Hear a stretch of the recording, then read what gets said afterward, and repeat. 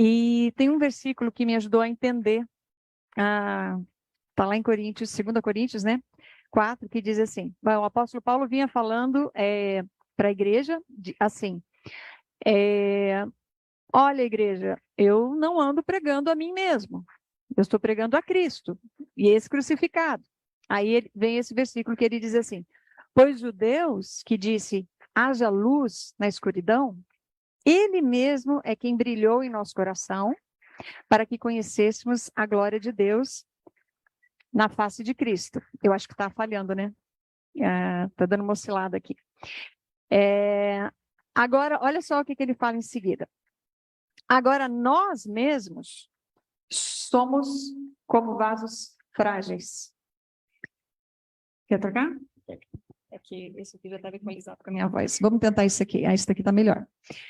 Então, voltando para o versículo principal, diz assim, agora nós mesmos somos como vasos frágeis de barro, que contém esse grande tesouro.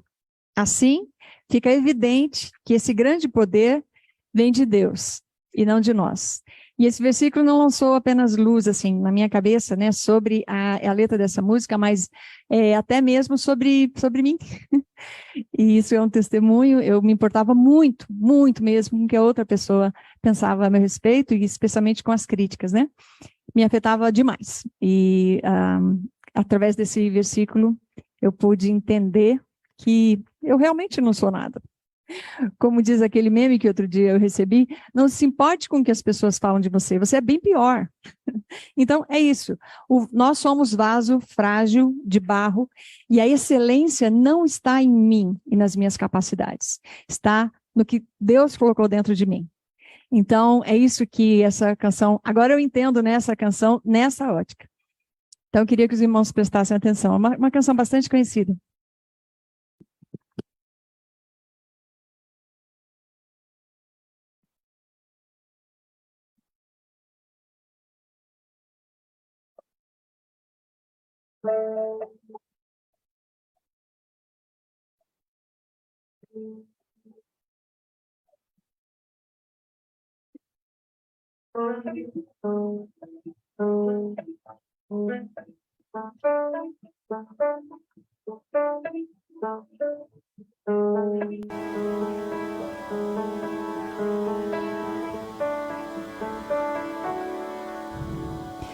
Quero que valorize o que você tem. Você é um ser, você é alguém tão importante para Deus. Nada de ficar sofrendo angústia e dor nesse seu complexo interior, dizendo às vezes que não é ninguém. Eu venho falar do valor que você tem. Eu venho falar do valor que você tem. Ele está em você, o Espírito Santo se move em você, até com gemidos inexprimíveis. Daí você pode então perceber que para Ele há algo importante em você. Por isso levante e cante, exalte ao Senhor. Você tem valor, o Espírito Santo se move em você. Você tem valor, o Espírito Santo se move em você. Por isso, nada de ficar sofrendo angústia e dor nesse seu complexo interior, dizendo às vezes que não é ninguém. Eu venho falar do valor que você tem. Eu venho falar do valor que você tem.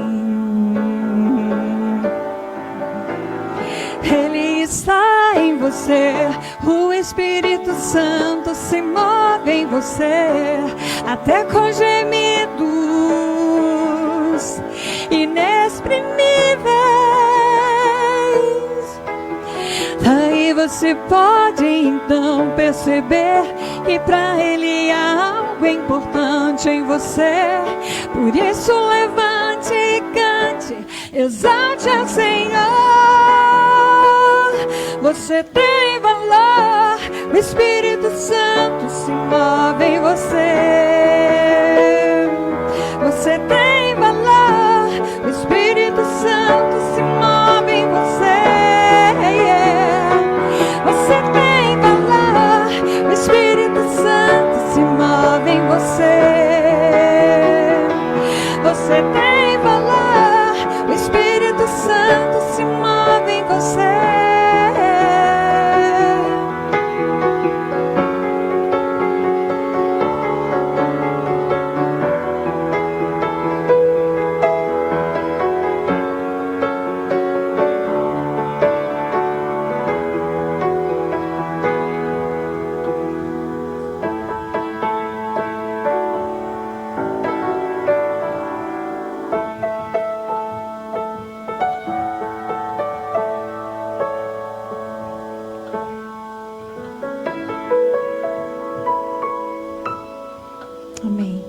Essa música é muito profunda, né? Toca muito o coração da gente. Eu queria convidar o Dr. Guilherme a chegar aqui, por favor.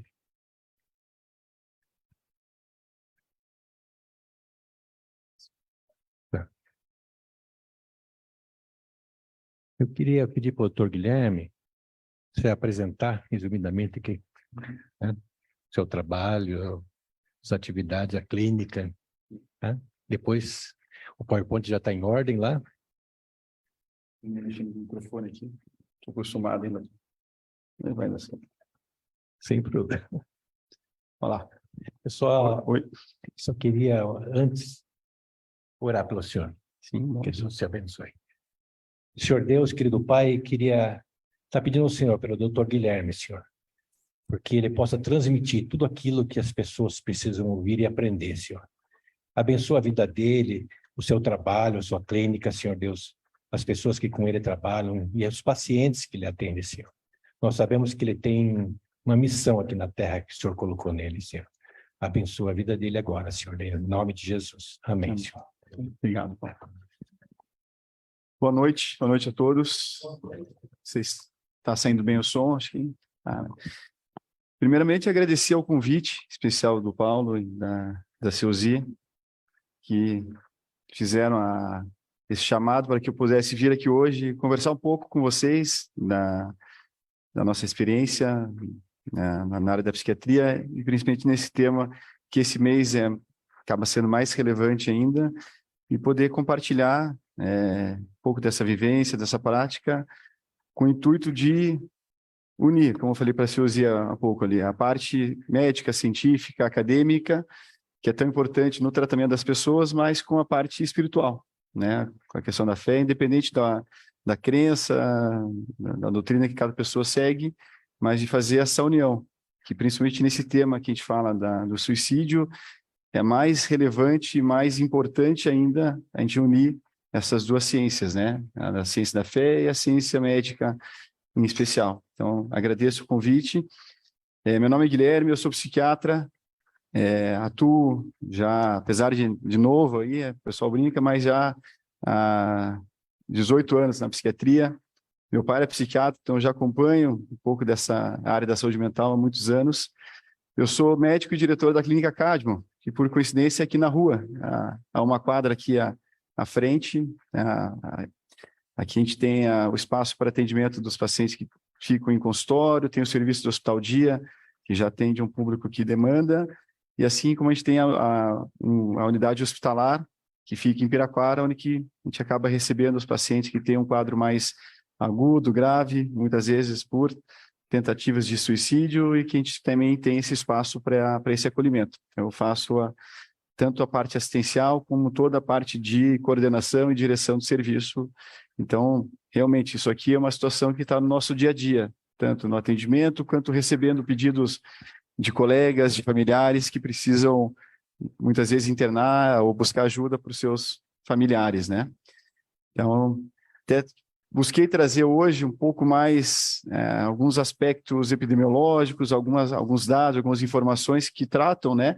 Até para a gente quantificar e mostrar o quão importante é falarmos desse assunto, é entender o quão presente está no nosso dia a dia.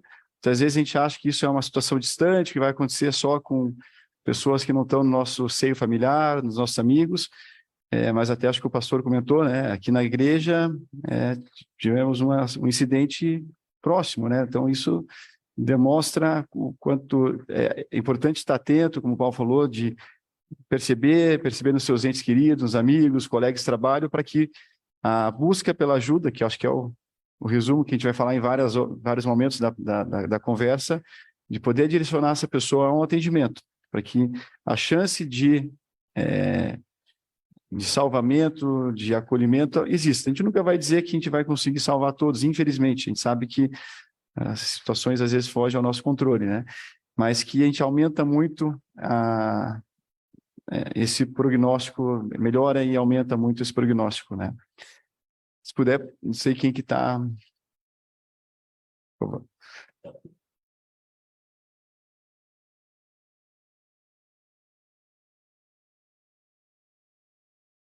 Pode passar mais um, por favor. Então, aqui só mostrando que hoje, né, os estudos sobre o suicídio estão muito amplos, né, várias associações mundiais levam muito a fundo a busca de informações e de dados, então, para entender as causas, os fatores de risco, os fatores de onde que a gente tem que estar agindo e atuando frente a esse tema, né? Pode passar a próxima, por favor. Aqui só para ter uma ideia em escala global, né? Em termos de incidência do suicídio, né? Então, o Brasil, até a gente fala que, né, em números gerais, ele tem uma incidência menor de suicídio comparado a outros, mas a gente sabe que no Brasil há uma subnotificação. Então, muitos casos de suicídio no Brasil, por questões culturais, por questões religiosas, questões morais, as famílias não notificam como tal quadro, né? Então, acabam tendo os dados um pouco menores. E mostram em regiões da Europa, regiões da Ásia, dos Estados Unidos, Canadá, como são áreas com maior incidência, né? Tem países do mundo que a incidência chega a 25 por 100 mil habitantes. Então, é uma taxa de mortalidade muito alta, acima de muitas doenças conhecidas, das doenças que a gente se preocupa e trata com mais atenção do que o próprio suicídio. Desculpe. Pode passar a próxima, por favor. Então, aqui no Brasil, né, mostra a curva de crescimento, né, da década de 70 até o ano ali, o último dado de 2014, já há uma atualização desse estudo, mostrando que essa curva continua ascendente e os números pandêmicos e pós-pandêmicos, pós a pandemia, houve uma guinada ainda mais no número de suicídios, né? Então, isso são números... Eu acho que sim, porque eu acho que não está... Obrigado, Paulo. Mais habituado. Oi. Então, aqui são números de tentativas concretizadas, que a gente chama, não são apenas situações que o paciente conseguiu ser colhido. Número de óbitos por suicídio. Então, em 2014, no Brasil, tivemos 12 mil óbitos registrados, notificados, né? Então, mostra a gravidade, né, desse cenário, né? Pode passar a próxima, por favor. E a taxa de suicídio por 100 mil habitantes, que é a estatística média, também mostrando uma curva ascendente, mostrando quanto há uma tendência de crescimento, né, nesse cenário. E aqui é um gráfico interessante, eu vou até chegar mais perto para mostrar, que ele mostra as principais causas de morte por faixa etária. Então, aqui, pegando faixas etárias de 0 a 4 até pessoas idosas, né? E o suicídio ele está presente em algumas delas. Pode passar a próxima, por favor, que ele vai marcar aqui daí. Então, vocês vejam que na faixa etária de 15 a 29 anos, ou seja, adolescente, jovens no início da fase adulta, fase de trabalho, faculdade, O suicídio é a quinta causa-morte, né? Então, acidente de trânsito nessa faixa etária é a primeira causa, né? Jovens, né? Acabam se expondo mais. Doenças infecto-contagiosas, como AIDS, a tuberculose. Homicídio, né?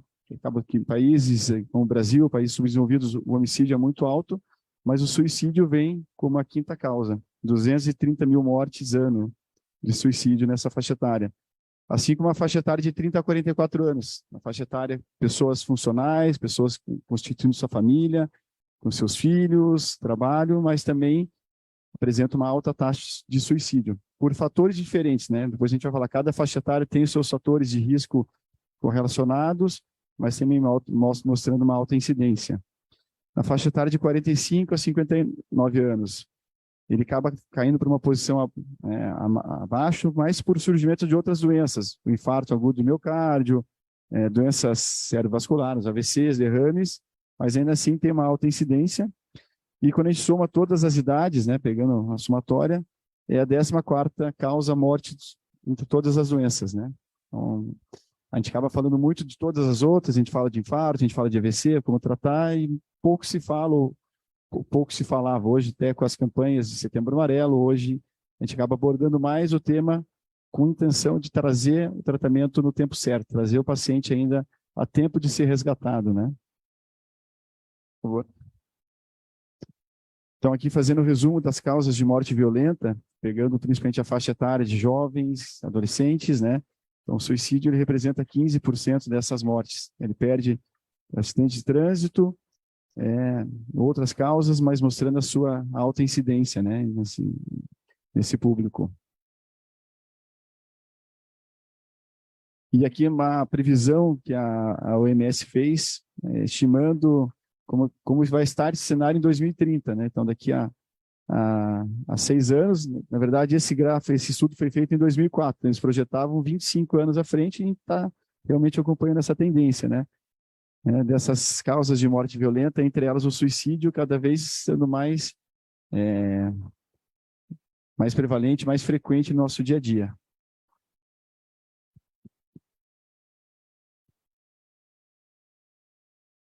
Então, aqui, trazendo um pouco mais de dados, né? Então, o suicídio é a segunda ou a terceira causa-morte em países do primeiro mundo.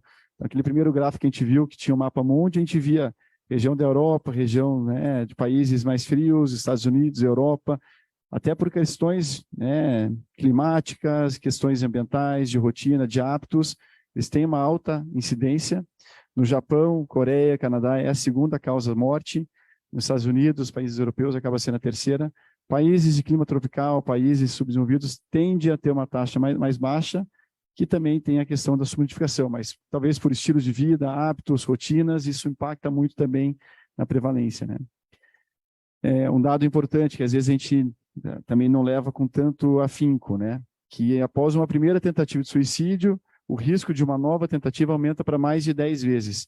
Então, às vezes a gente fala, a pessoa tentou, então não vai tentar de novo, estava só chamando atenção, isso é um comportamento que não deve ser tão levado a sério. Muitas vezes a gente não dá a devida atenção, mas estatisticamente, uma pessoa que tentou suicídio é que tem que ser acompanhada mais de perto, é quem tem que estar envolvido em grupos da comunidade, que tem que estar no tratamento médico, porque ela tem uma chance estatística de 10 vezes mais de tentar novamente suicídio, e normalmente com tentativas cada vez mais letais, cada vez mais intensas e com risco aumentado de o suicídio realmente ser concretizado.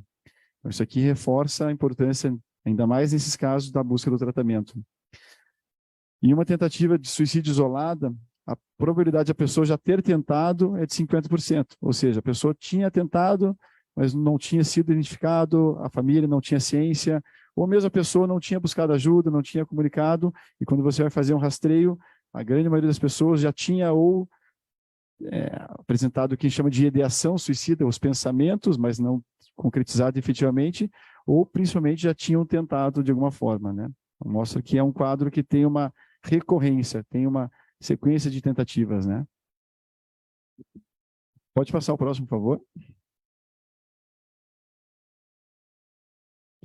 Aqui trazendo uma população que eu acho que traz mais angústia e mais atenção ainda para quem é pai. Eu sou pai, eu tenho dois dois filhos pequenos, então é uma informação que nos traz um certo temor, quem tem netos, né?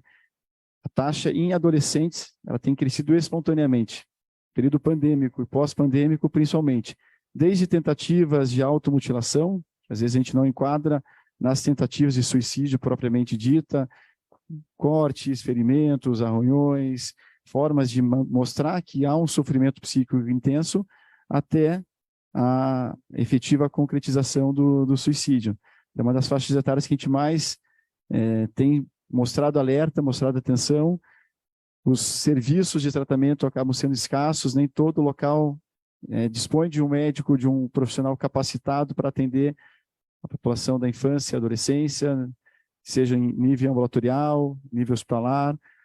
Os pediatras também não estão muito habituados a poder atender tal demanda. Então, a população que tem uma alta incidência, a gente tem poucos recursos estruturados para o atendimento dessa população. Então, isso aqui chama um alerta a maior. Mais à frente eu vou falar também as informações, os seriados, os filmes que falam muito sobre o suicídio, como isso impacta também essa população, que é muito tangível, se impressiona e acaba repetindo comportamentos que também acaba sendo um agravante. Obrigado, Paulo. Um agravante para essa população. Pode passar, por favor. Então, aqui só mostrando uma curva desse gráfico, né, que mostra essa preocupação de 2011 a 2018, mostrando entre meninas e meninos como cresceu o número de tentativas e efetivamente de suicídio, né? Nessa faixa etária, ao contrário das demais, é mais comum acontecer em meninas, em jovens, adolescentes, mulheres, do que em meninos, ao contrário das outras faixas etárias, onde a prevalência é maior entre homens, e essa é a nossa preocupação, esse crescimento exponencial, essa linha que só tende a aumentar. E como a gente tem que estar atento aos nossos jovens, como a gente tem que trazer para envolvimento em grupos como a igreja, eu falo muito no hospital, inclusive no nosso hospital a gente tem também a figura de um pastor que acompanha os pacientes, falando bastante da questão da espiritualidade, da fé, da crença, e como os pacientes conseguem se vincular, e muitos desses pacientes a gente consegue trazer ao tratamento não só pela parte médica, muitas vezes nem principalmente pela parte médica ou psicológica, mas pela fé, principalmente nesse grupo, que é um grupo que tende a ser mais revolto, a ser mais questionador, a ser mais impulsivo, a não aceitar tantos limites, e que quando chega nesse grau, se você não tem um ambiente mais continente, um ambiente mais protetivo, que tenha um pouco mais de regramento, principalmente são pessoas que têm uma tendência, têm um fator de risco, seja ele familiar, genético, um histórico passado, situações de abuso, situações de bullying, situações de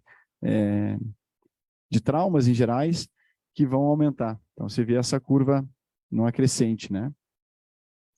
Pode passar, por favor. Então, aqui o que a gente fala dos fatores de riscos, né? Então, aqui onde a gente tem que estar atento e alerta, porque muitas vezes, percebendo esses fatores, a gente pode atuar. Tanto nós, dos profissionais de saúde, quanto quem está no dia a dia, quem convive com pessoas que possam ter e apresentar, né? Então, os fatores, né, sociodemográficos, como eu falei, o sexo masculino ele é mais prevalente, exceto na faixa etária de adolescentes, que daí prevalece o sexo feminino. Fatores econômicos extremos. Então, a pessoa que tinha um certo nível e que por algum motivo perdeu um trabalho, perdeu renda, que há uma perda de qualidade de vida do seu nível sociocultural, ela tem um nível muito aumentado do suicídio, principalmente homens, meia-idade, que passam por um processo de separação, passam por um processo de desemprego ou de queda de nível financeiro. É um dos públicos que a gente tem que ter mais cuidado, porque normalmente são tentativas mais violentas, tentativas que têm mais êxito, então um público de alto risco que a gente fala. Assim como pessoas de baixo nível socioeconômico também têm um índice aumentado por fatores mais compreendidos, né? Aposentados, esse é um público que tem crescido muito, a pessoa trabalhou a vida inteira, tinha uma rotina, tinha um ritmo de vida, de repente se vê uma certa ociosidade, a família se distancia, muitas vezes a viuvez acaba sendo um fator adicional e a taxa de tentativas de suicídio E suicídio em idosos a gente considera, né, a faixa etária acima de 60 e 65 anos também tem crescido muito, que junta aposentadoria, isolamento social, a questão de estar viúvos, de estar sem um núcleo, sem acompanhamento familiar, né? Então, são alguns fatores sociodemográficos. Questões psicológicas, né? Pessoas em processo de luto, em perda, em processo de perdas recentes, tem também um índice aumentado e de tentativas mais impulsivas, que não têm um planejamento anterior, situações mais de um rompimento, de um sofrimento agudo que ela não consegue ter o controle e acabam tendo também atitudes impulsivas. Situações de traumas na infância, então pessoas que sofreram abusos, sejam sexuais, sejam psicológicos, físicos, na infância, na adolescência também tem uma incidência aumentada de suicídio. Questões de patologias, então transtornos depressivos, transtornos bipolares, a esquizofrenia, então as doenças psiquiátricas em geral também tendem a aumentar o risco de suicídio nessas pessoas, principalmente se não há um acompanhamento adequado, se a pessoa não está em segmento médico, não está usando as suas medicações, isso também acaba sendo um fator maior. A história familiar e genética, então pessoas que têm um histórico familiar de suicídio na família também tem um risco aumentado de ter alguma patologia psiquiátrica e, consequentemente, está mais exposta ao risco.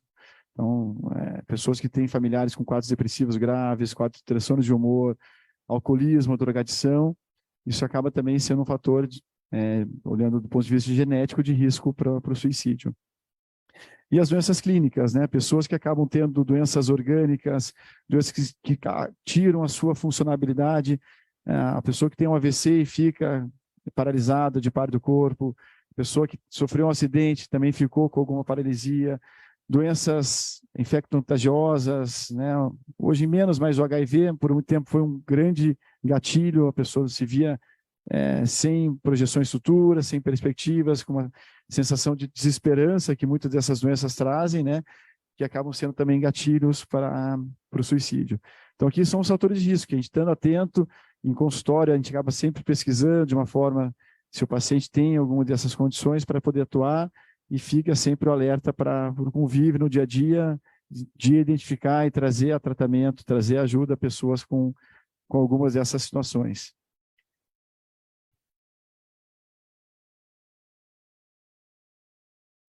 Daqui a questão do risco de suicídio em adolescentes, mais especificamente. Então, adolescentes de baixo nível socioeconômico, adolescentes que moram em regiões periféricas, regiões que não dispõem de acesso à cultura, acesso ao esporte, acesso ao lazer, envolvidos em, muitas vezes, situações de vulnerabilidade social, de risco de abusos físicos, né? Então, são pessoas que têm um risco aumentado. Pessoas que moram apenas com um dos pais ou nenhum deles, pessoas criadas por avós, por tios, ou que vivem em instituições, também têm um risco aumentado. Os transtornos de humor, a depressão, o uso precoce de substâncias, cigarro, bebidas, drogas. Quanto mais cedo esse início, esse uso, mais aumentado é o risco. O bullying, né, é uma questão que está muito presente, a gente vivencia isso no dia a dia, em relação às escolas, às relações, à convivência, também é um fator que os adolescentes têm um impacto muito forte nesse processo. Aqui a gente fala dessa atenção que tem que se ter. E aqui alguns fatores que a gente chama de fatores protetores, né? Então, quem consegue consegue organizar estruturas ligadas nesse sentido, a gente tem um risco diminuído, ou seja, a gente consegue trazer proteção ao paciente e à pessoa. Então, quem não tem um transtorno mental ou quem está em tratamento e está estabilizado, então, a pessoa que tem um quadro depressivo, mas que vai ao psicólogo, vai ao médico, tem uma rede de atenção, de acolhimento, ela tem um risco reduzido. Questões de família, né? Então, quem tem uma família com valores éticos, valores morais, coloco juntos os valores religiosos, a gente sabe que tem uma incidência menor do suicídio. Suporte social positivo, a religiosidade, pessoas que têm um nível de trabalho constante, que têm uma condição de organização social melhor, que tenham hábitos de vida favoráveis, para uma pessoa que consegue gerenciar o estresse do trabalho, a rotina, e ter uma vida de lazer, ter um momento de fazer um esporte, de ter um pouco de bem-estar, né? Muitas vezes hoje na vida a gente quer trabalhar, quer produzir, quer gerar riquezas, e a gente vive pouco, a gente se dedica pouco aos nossos familiares, aos nossos filhos, aos nossos maridos e esposas, e isso acaba sendo fatores de risco para o adoecimento mental e, pensando numa situação de maior gravidade, para o suicídio. Então, quando a gente consegue criar esse mecanismo, a gente tem fatores protetores, e um ponto que a gente vai falar também à frente é ter acesso e ter disponibilidade de assistência médica, de ter auxílio à saúde também. Então, uma situação que no Brasil ainda muitas cidades não têm o mínimo de assistência psiquiátrica, que são os CAPs. Os CAPs são os Centros Públicos de Atenção à Saúde Psicossocial, órgãos que aqui em Curitiba cada bairro tem a sua estrutura para esse acolhimento. Então, cidades que têm uma rede mínima de saúde mental reduzir em 14% o risco de suicídio. Então, mostra que mesmo serviços pouco estruturados, que não têm toda a condição de um grande centro, já ajudam em acolher aquele paciente, acolher a sua família e, no final do processo, reduzir de forma significativa a taxa de suicídio. Pode passar o próximo, por favor? Um pouquinho mais da parte que os governos vêm fazendo, né? Então, o suicídio passou a ser um problema realmente considerado de saúde pública a partir da década de 90. Até então, não se falava quase nada. Era realmente estigmatizado, se escondia. Quando alguém da família cometia o ato, era feito todo um processo para que aquilo não fosse divulgado. Mas, a partir da década de 90, começou-se a criar programas, né, de governo, da OMS, das organizações, né, que regulam a saúde, para se falar mais e para criar estratégias de prevenção. Então, eles começaram a fazer esse processo gradualmente. Pode passar, por favor?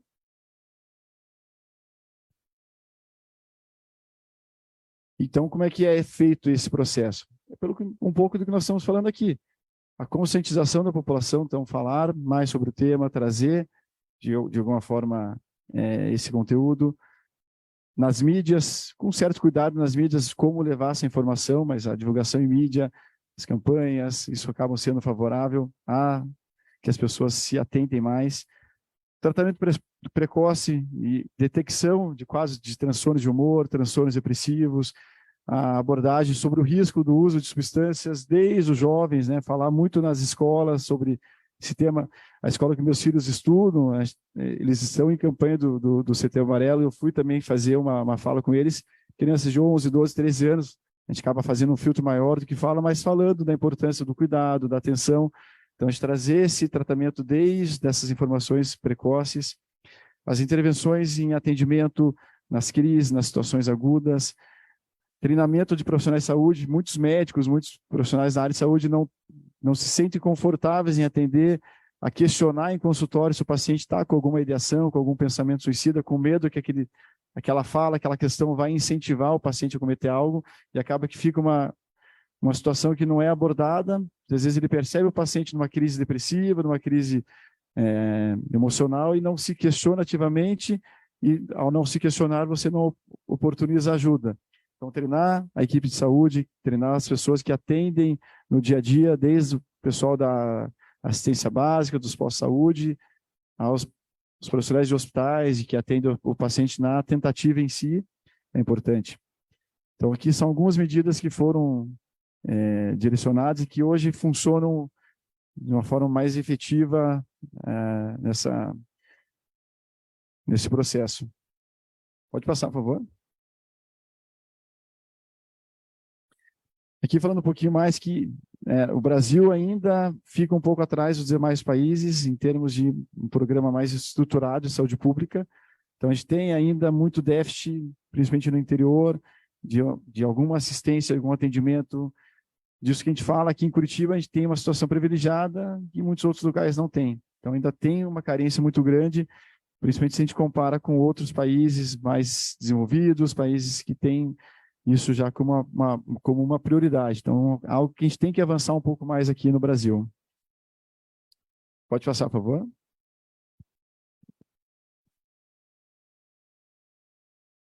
Um dos motivos que a gente fala no Brasil é que tem-se outras preocupações. Então, aqui, como o índice de homicídios, de assassinatos, mortes violentas, mortes por acidente de trânsito ainda é muito alto no Brasil, comparado principalmente com outros países.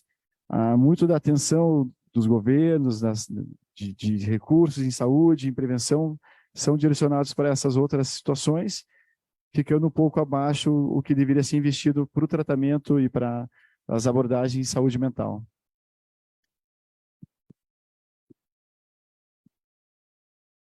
Pode passar esse também, se já. E aqui, acho que é a pergunta que mais angustia a todos, né? Então, me deparei com uma situação de uma tentativa, de um familiar que relata um pensamento de morte mais concreto, o que fazer, né? Como conduzir essa situação, né?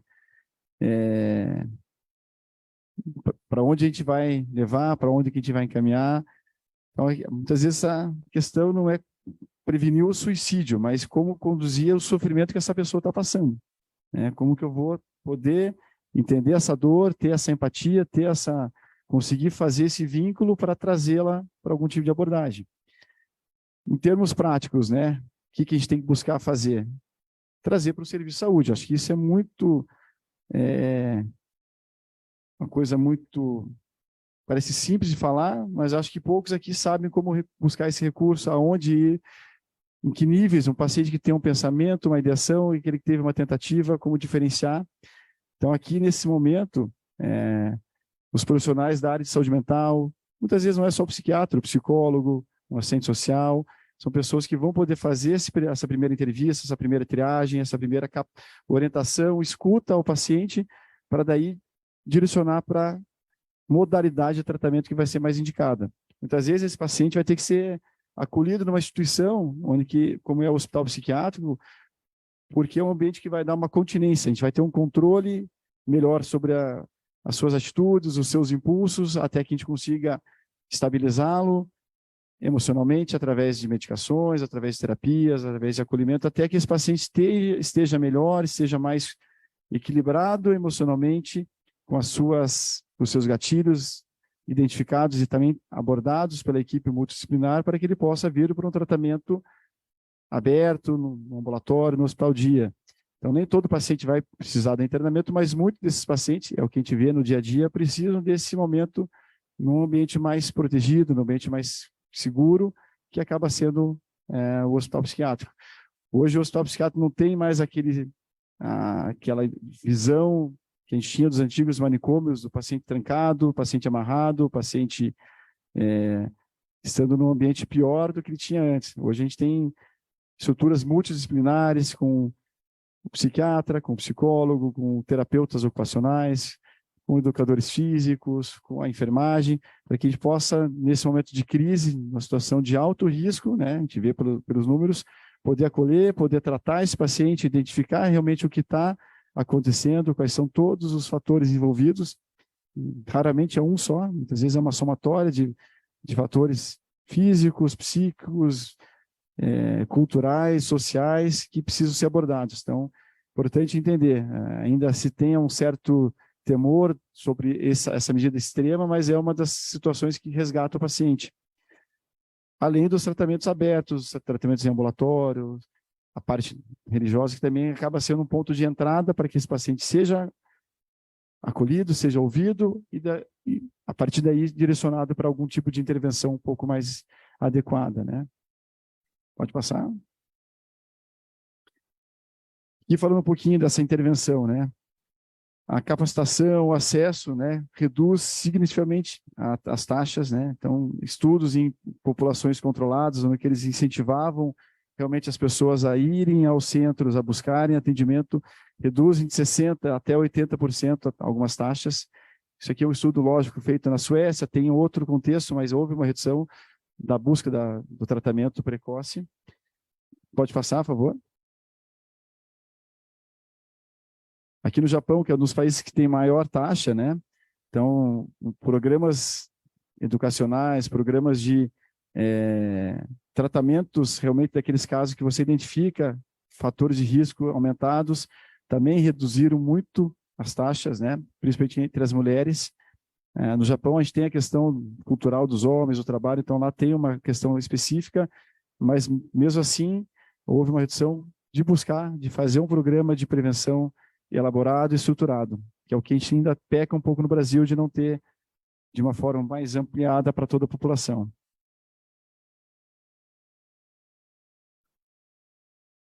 Pode passar esse aqui, vou passar no próximo slide. Aqui é a questão da prevenção na base escolar, que foi o que eu falei há pouco, né? Pode passar, por favor. Quanto antes a gente consegue ter contato com as crianças, com os adolescentes, treinar habilidades de resposta afetivas, melhorar a resiliência, trabalhar sobre eles falarem sobre seus sentimentos, eles estarem mais habituados a conversar com seus pais, com seus professores, com as pessoas próximas. Trabalha com os cuidadores desses adolescentes, fazer a aplicação de testagem, de testes, né, para aquele paciente que tem algum grau maior, para que você traga isso preventivamente. Também trouxe resultados muito favoráveis no Canadá de redução. Pode passar. Assim como na base comunitária, né? Então, pacientes que foram internados, pacientes que estão em tratamento, serem seguidos de uma forma continuada. Então, o que eu falei, o paciente precisou ficar internado, veio para tratamento em ambulatório. Quanto mais tempo esse paciente fica em tratamento, quanto mais ele está sendo observado, menor a taxa. Aquela taxa que a gente falou lá atrás de 10 vezes, a gente consegue reduzir se esse paciente segue em tratamento, se a gente consegue manter esse cuidado do paciente. E como a gente falou mais cedo, também a questão do treinamento. Quanto mais a equipe que atende é capacitada, mais são as chances de êxito no cuidado desse. Aqui o que a gente fala, muitas vezes quando a gente fala do suicídio, vocês já devem ter escutado o efeito Werther, que é aquela série dos 13 razões, né, que saiu no Netflix há alguns anos, onde mostrava a vida de uma adolescente até ela cometer suicídio. Então, era uma série muito pesada, inclusive, que na época foi muito debatido se era adequada. Depois teve aquele jogo da baleia azul, que também ficou muito conhecido na internet, que os jovens estavam replicando, que é o efeito da massa, né? Então, se a imprensa divulga esses eventos, se fala-se muito sobre isso, isso acaba levando a um comportamento repetitivo, principalmente na faixa etária dos adolescentes, né?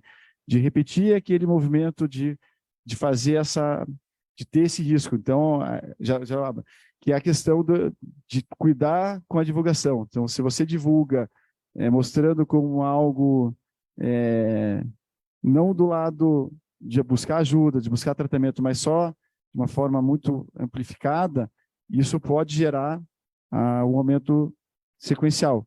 Como na mídia, se alguém fala de um ator famoso, alguém que cometeu suicídio, a mídia replica muito isso em jornal, o jornal também tem-se uma tendência de aumento na sequência. O Setembro Amarelo, a gente tem os dois lados. Divulgar é importante, mas dependendo da forma, é o que a gente vê esse mês no hospital. A taxa de tentativas de suicídio aumentou muito esse mês, proporcionalmente aos meses anteriores do ano. Porque a gente vê que falar também, dependendo da população que você atende, dependendo da forma que você traz, também aumenta o risco de algumas faixas etárias mais vulneráveis ter essa tendência. Então, a gente tem que cuidar muito com esse cenário. Eu tenho um livro, é um livro que se chama Os Sofrimentos do Jovem Werther. É do século XVII. Esse livro, o perigo foi tão grande na época que as pessoas se vestiam exatamente como o jovem Werther para se matar.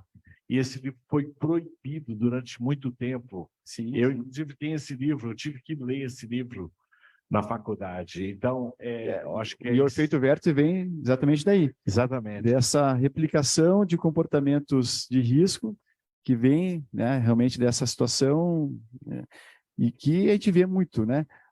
O jogo da baleia lá, por que se repetia? Porque os jovens entravam nesse movimento e eram incentivados, eram tendenciados a isso.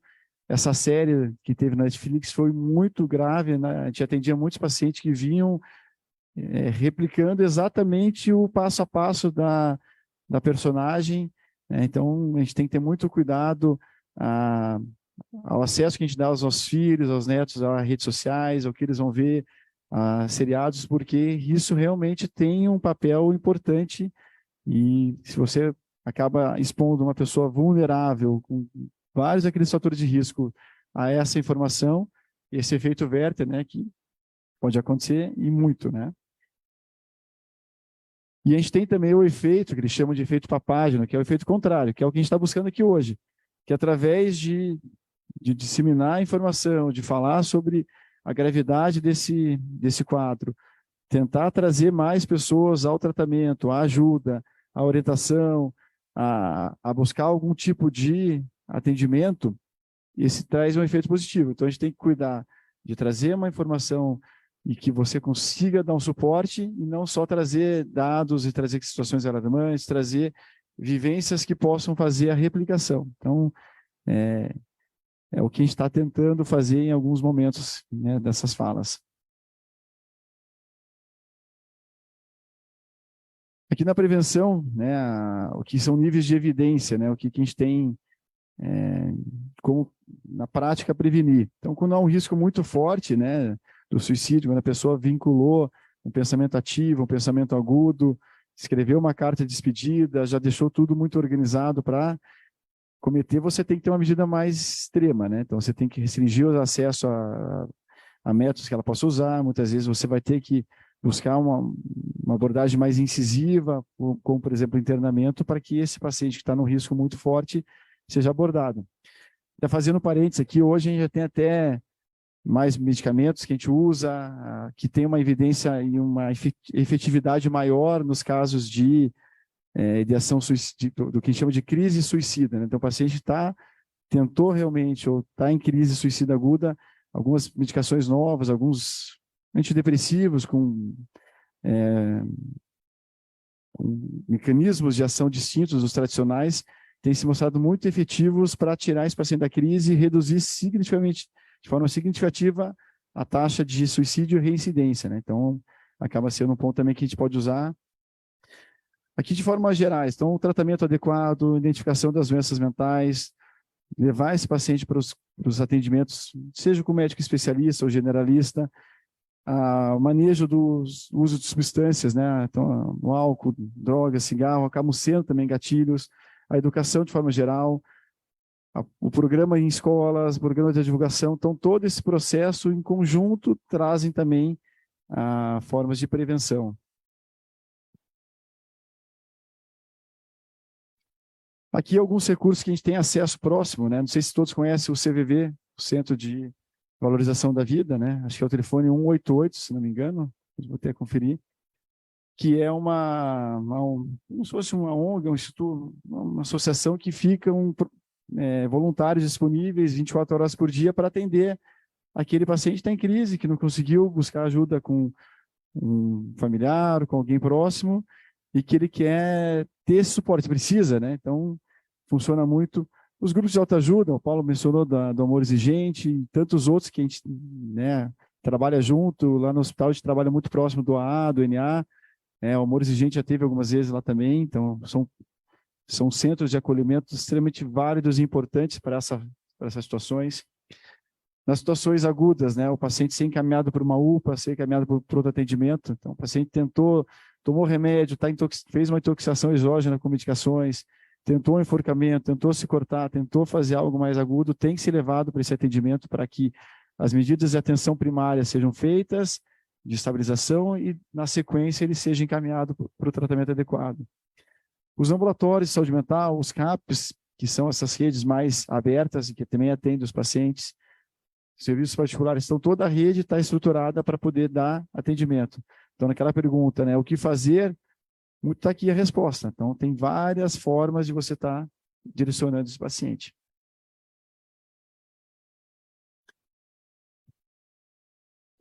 Então, acho que era isso. Quis, né, sintetizar. Sei que às vezes fica um pouco técnico, mas eu acho que eu prefiro trazer esse lado mais estatístico, mais epidemiológico, para a gente poder mostrar a seriedade, a gravidade do tema. E fico aberto aqui também, né,